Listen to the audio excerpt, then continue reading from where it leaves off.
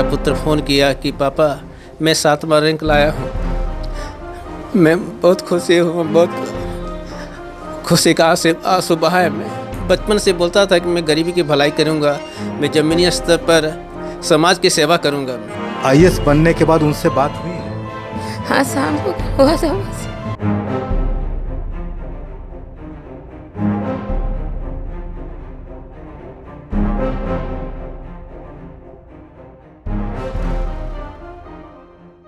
बिहार में एक कहावत है, होनहार बिरबन के होत चिकने पात। अगर आप में जज्बा है, जुनून है और उसके साथ आप कड़ी मशक्क़त करते हैं, मेहनत करते हैं, तो कोई भी बड़ी सफलता आप हासिल कर सकते हैं। नमस्कार, लाइव सिटीज़ देख रहे हैं आप और मैं हूं राजेश। इस वक्त मैं मौजूद हूं जमुई ज़िला के सुदूरवर्ती क्षेत्र चकाई में। चकाई बिहार और झारखंड का बॉर्डर है। चकाई में हम मौजूद हैं इस वक्त कैलाश मेडिकल हॉल में। यहाँ पर से आपको हम बता रहे हैं जो यूपीएससी का रिज़ल्ट आया है उसमें यहाँ के एक बेटे ने सफलता हासिल की है। सफलता भी ऐसी वैसी नहीं है, सफलता है पूरे देश में। उन्होंने 7वां रैंक लाया है यूपीएससी के परीक्षा में। नाम है प्रवीण कुमार और घर है चकाई। चकाई पंचायत पड़ता है, शहरी इलाका नहीं है, गांव का क्षेत्र है। यहाँ पर देखिए ये मेडिकल हॉल है, Kailash medical hall. Kailash medical hall में ही इनके पिता सीताराम बर्नवाल जी रहते हैं। यहीं पर उनका दुकान है, वो छोटे सा दुकान को चलाते हैं। और यहाँ पर प्रवीण कभी बैठा करते थे। यहाँ पर उन्होंने दुकान भी संभाला है, उसके बाद उन्होंने पढ़ाई की है। आइए हम चलते हैं उनके घर में। उनके घर में आपको दिखाते हैं कि किन हालात में वो रहे हैं और कैसे उन्होंने यहाँ से यूपीएससी एक आईएएस बनने तक का सफ़र तय किया है। ये घर है उनका और इस होकर ऊपर जाता है छत पर जहाँ पर परिवार पूरा रहता है। ये है आईएएस प्रवीण का छोटा सा घर और यहाँ पर बैठे हैं पूरा परिवार। उनके माँ, पापा, चाची, चाचा, भाई, ये लोग यहाँ पर मौजूद हैं। हम बात करते हैं उनसे, देखिए क्या कुछ बता रहे हैं प्रवीण के बारे में। आप सबसे पहले अपना परिचय आप दे दीजिए। मेरा शुभ नाम सीताराम बर्नवाल है जी। मैं प्रवीण कुमार का पिताजी हूँ। जो कि कल 6 बजे मुझे समाचार मिला, मेरा पुत्र फ़ोन किया कि पापा मैं 7वां रैंक लाया हूँ। मैं बहुत खुशी हूँ, बहुत खुशी का आंसू बहाए। मैं उसका बोले बहुत खुशी की बात है कि जम्मू ज़िला में 7वां रैंक लाया है, बिहार में 7वां रैंक लाया है, पूरा देश में 7वां रैंक लाया है। मुझे खुशी हुआ है। बहुत भावुक हो रहे हैं आप और ये खुशी के आंसू भी आपको दिख रहे हैं आपके। आप उनके बारे में हम जानना चाहते हैं। प्रवीण यहाँ पर कब तक थे? बचपन में उनकी पढ़ाई कहाँ से हुई, फिर उसके बाद वो कहाँ गए, फिर नौकरी की? हमें पता चला है कि उन्होंने नौकरी भी की है, उसके बाद ये अटेम्प्ट लिया है, तैयारी भी किए हैं साथ साथ और यहाँ तक पहुँचे हैं। कहाँ से पढ़ाई बचपन की हुई है प्रवीण की? प्रवीण की पढ़ाई शुरू जसीडी रामकृष्ण विवेकानंद से शुरू हुई। उसके बाद पटना चले गए। पटना में मैट्रिक और इंटर की सीबीएसई बोर्ड से पास किए। उसके बाद कोटा में कुछ तैयारी करके कानपुर आईटी में एडमिशन हुआ, वहीं से सब सफलता प्राप्त की। उसके बाद 2018 में गेट में भी अच्छा रैंक लाया और Indian railway service engineering service में भी अच्छा अंक लाया। 5वां रैंक लाया सर। 5वां उसमें भी रैंक लाए थे। रैंक ये शुरू से ही अच्छा रैंक लाते रहे हैं। आप माँ हैं प्रवीण की, बहुत बधाई आप सभी पूरे परिवार को प्रवीण के सफलता पर। आप बताइए प्रवीण से यहाँ चकाई का कैसा रिश्ता रहा है? अच्छा रिश्ता उससे सबसे बना कर रखता था। किसी से मैंने सबसे प्रेम बना के रखता था। कभी लड़ाई झगड़ा कोई भी करता था तो वो समझाता था, लड़ाई झगड़ा नहीं करो मम्मी। पढ़ाई कहाँ से किए हैं वो? पहले चकाई में तीसरा तक पढ़ा है। तीसरा तक चकाई में पढ़े हैं। हाँ। किस स्कूल में पढ़ते थे? ये यहाँ एक ठो स्कूल था इंग्लिश का, उसमें ही पढ़ता था। अच्छा, कोई प्राइवेट स्कूल था? हाँ, प्राइवेट स्कूल में। पहले कौन था यहाँ पर स्कूल? Asian public school. हाँ, एशियन पब्लिक स्कूल से पढ़ाई शुरू किए थे। उसके बाद फिर जेसीडी चला गया। जेसीडी चले गए। जेसीडी के बाद पटना चला गया। पटना के बाद कोटा चला गया। कोटा चले गए। कोटा के बाद फिर उन्होंने नौकरी की कानपुर आईटी में, आईआईटी कानपुर में एडमिशन लिया। आईआईटी बीटेक परीक्षा कानपुर आईटी से किया है। का शौक अपना चेहरा को अच्छा से साफ सुथरा रखना। मैंने एकदम सिंपल में नहीं रहते थे, फैशन से भी अच्छा से करते थे। उसके बाद सबसे भी अच्छा विचार रखते थे, सबको सेवा करना चाहते थे, गरीब दुखिया सबको मानते थे।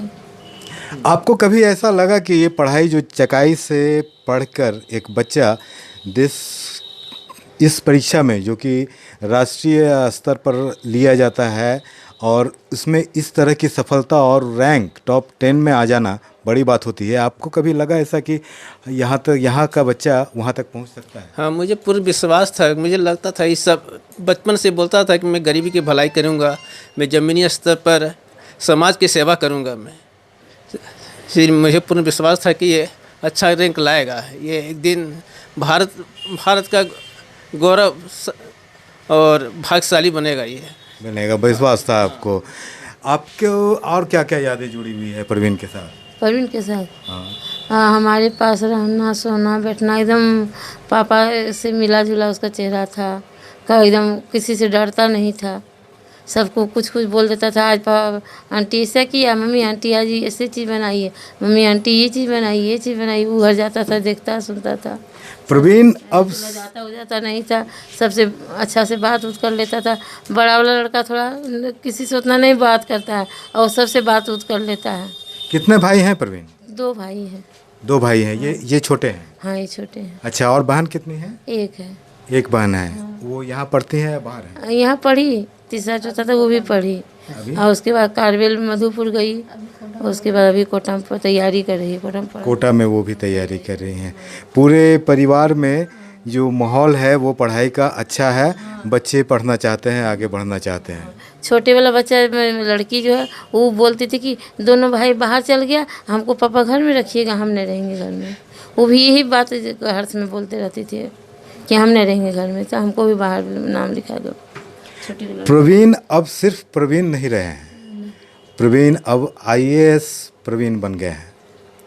आप भी भावुक हो रही हैं। आईएएस बनने के बाद उनसे बात हुई है? हाँ, शाम को कल हुआ था बस।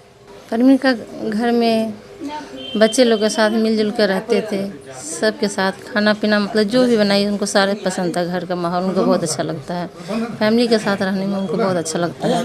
उनका बस एक सपना था कि मैं समाज सेवा करूं। समाज सेवा करने का सपना बचपन से था। अब ये आईएएस बन गए हैं, बहुत बड़ा मौका मिला है सेवा करने का। समाज के साथ साथ देश के भी सेवा ये करेंगे। बचपन से लेके अब तक जो सबसे यादगार क्षण है वो क्या लगता है आप लोगों को? सबसे यादगार, आपको सबसे याद क्या आती है प्रवीण की?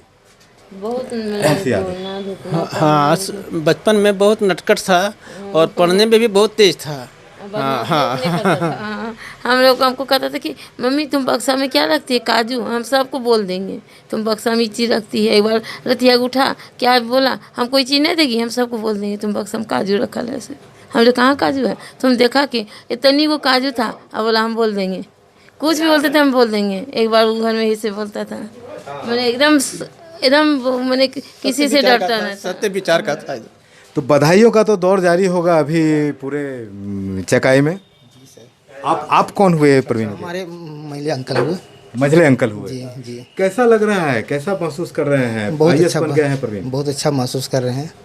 चकाई की धरती का एक लाल बहुत बड़ा रोशन किए कम, और जमुई जिला का एक नाम हुआ कम से कम। चकाई की धरती का एक पुत्र ने ये सफलता हासिल की है। आप भी चाचा हैं, क्या नाम हुआ आपका? जी, मेरा नाम रामेश्वर लाल वर्णवाल हुआ। 20 साल के बाद ये मौका आया है, बिहार के लिए गौरव का क्षण है जब बिहार के एक बच्चे ने यूपीएससी में टॉप स्थान हासिल किया है। और दूसरा ये खुशी जमुई के लिए कि 7वां रैंक पर ये प्रवीण है। जी, क्या क्या यादें जुड़ी भी है, आपको क्या लगता है? दुकान पर बैठते थे कि नहीं प्रवीण कभी? वो नहीं आता था तो कभी बैठ के खाली गपशप करता था, वो दुकानदारी नहीं करता था। कभी दुकानदारी नहीं? दुकानदारी में उसको बिठाते भी नहीं थे, अच्छा। वो आता था सिर्फ आके गपशप किया। अपनी तैयारी के बारे में बताए, कैसा तैयारी किए, नहीं कर रहे ये सब बताते थे। यहाँ पर आते थे तो उनका पढ़ाई के बारे में चर्चा करते थे, केवल पढ़ाई के बारे में चर्चा करते थे।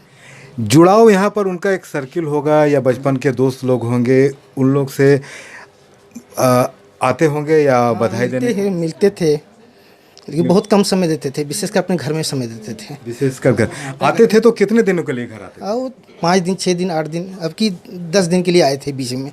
लास्ट टाइम कब आए थे यहाँ पर? यहाँ पर कब आए थे? यहाँ पर आए थे वो 24 जून, हाँ 24 जून को आए थे। 24 जुलाई को आए थे, अगस्त में चले गए। हाँ अगस्त में चले गए, 1 अगस्त को चले गए वो। अच्छा, लॉकडाउन तो बहुत लंबा चला था, लॉकडाउन के लगा था। लॉकडाउन में कहाँ थे वो? लॉकडाउन में वो दिल्ली में ही थे वो। बड़ी चिंता लगी रहती होगी। हाँ चिंता लगे थे, वो बोले थे चिंता करने की बात नहीं है पापा, हम ठीक से हैं, आप लोग ठीक से रहिए, आप लोग सतर्क से रहिए। हाँ उस समय जॉब में थे कि तैयारी कर रहे थे? नहीं, तैयारी कर रहे थे। तैयारी कर रहे 4 थे। अक्टूबर को ज्वाइनिंग किए, 4 अक्टूबर को। 4 अक्टूबर को ज्वाइन 2020 को ज्वाइन किए थे रेलवे में। में। अच्छा, उसके बाद से फिर तैयारी करने लगे। और अभी इसके पहले भी कभी यूपीएससी का परीक्षा निकाले थे क्या? पिछला साल दिया था तो इंटरव्यू तक गया था वो। मेंस निकाला था 2019 का, तो इंटरव्यू में नहीं हो सका उसका। अच्छा, तो फिर 2020 में वो एग्ज़ाम दिया तो इस बार निकाला। अच्छा, सेकंड अटेम्प्ट था ये उनका और उसमें 7वां रैंक हासिल किया। हाँ सेकंड अटेम्प्ट था उसका। तो सुना आपने, ये थे हमारे साथ प्रवीण का पूरा परिवार हमारे साथ यहाँ पर इस वक्त आप देख रहे हैं। सबसे बातें हुई है, सब बता रहे हैं, पुरानी यादें भी बहुत सी जुड़ी हुई है। होनहार शुरू से रहे हैं, पढ़ाई में काफ़ी ध्यान उनका रहा है शुरू से। और यहाँ भी आते थे तो यहाँ पर उनका जो संबंध था दोस्तों के साथ, उस पर कम ध्यान रहता था, परिवार पर ज़्यादा रहता था। मिलने लोग आ रहे हैं, बड़े बड़े लोग मिलने आ रहे हैं, कई लोग मिलने आ रहे हैं। देखिए अभी जस्ट पहुंचे हैं संजय प्रसाद जी, नेता हैं, जदयू नेता। संजय जी, चकाई का लाल 7वां रैंक लाया है यूपीएससी में, आईएएस बने हैं। देखिए पूरे भारतवर्ष में सबसे प्रथम स्थान लाने वाला हमारा कटिहार का लड़का अमित है। उसके बाद हमारा इलाका जमुई जिला के नाम रोशन करने वाला लड़का हम लोग का यहाँ से चकाई का गरीब का बेटा, उन्होंने जो पूरे देश में 7वां स्थान प्राप्त किया है, इसके लिए बहुत बधाई देते हैं। उनके माता पिता को भी बधाई देते हैं और उसके और उज्जवल भविष्य की कामना भी करते हैं। तो सुना आपने, जदयू नेता संजय प्रसाद भी यहाँ पर पहुँचे हैं परिवार में बधाई देने के लिए। परिवार के बारे में पूरा हाल परिवार के लोगों ने ही बताया, क्या स्थिति है, कैसे माहौल में ये रह रहे हैं और उसके बाद कितनी खुशी है। बेटा जो इस स्तर का परीक्षा निकाला है जिसके लिए करोड़ों छात्र लगे रहते हैं, मेहनत करते हैं, इस लड़के ने चकाई के एक पंचायत के लड़के ने, चकाई पंचायत के एक लड़के ने सफलता हासिल की है और वो भी यूपीएससी में शीर्ष 10 में स्थान पाकर। देखते रहिए लाइव सिटीज़। अगर अब तक आपने चैनल को सब्सक्राइब नहीं किया है तो सब्सक्राइब कर लें। फेसबुक पर अगर आप वीडियो को देख रहे हैं तो पेज को ज़रूर लाइक कर दें। धन्यवाद।